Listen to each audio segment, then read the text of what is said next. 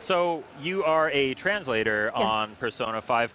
What is that like? I imagine that's got to be kind of a weird job, kind of a challenging job. It actually is because the game is set in Tokyo, it's Japan, and because a lot of the jokes that are referenced, the news that is referenced, it's based in Japan. And when we're localizing the game, we have to keep in mind, how do we keep it true to the original Japanese game, but also make it accessible to the American audience? So there are jokes that definitely aren't going to translate over from Japanese to English, so we have to tweak it a bit, make sure that we're still getting the same idea across, but make it fun.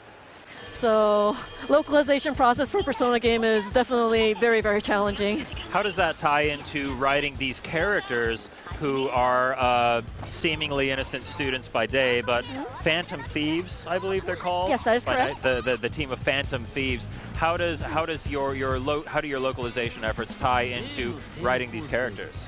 Well, this is probably true about all localization efforts, but whenever we start working in a game like this, there's always the translators who play the game, try to get familiar with all the characters, and then we have to sit down with the rest of the team, the editors, and then we try to flush out the characters. Like, how are they going to talk? Do they have any mannerisms? And it's an off and on project, definitely. Really interesting. Do you? Sorry, okay. I don't often speak to localization teams, so this is kind of an interesting experience. Do you get to like play through the whole game in its original form? You know, whatever build is available, and then you kind of that way you have a good idea of what the character's like. If there are any big twists along the way, you know how to write to those and all that, or. I would want to say if we were in a perfect world, that would be the case, but with a game as big as Persona 5, a lot of times the game is still in development.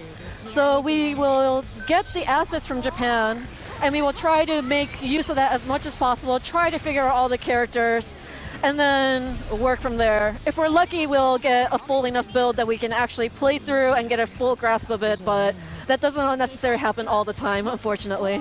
Okay, cool. So this game is coming out this year. It's actually coming out next year. It's 2017. 2017. Yes. On February 14th. Valentine's Day. Valentine's Day. Perfect gift. Out on Valentine's Day on PS3 and PS4. Yes. Yes. Okay, cool. So I can't wait for Persona. I have one more question for you before I let you go. Of course.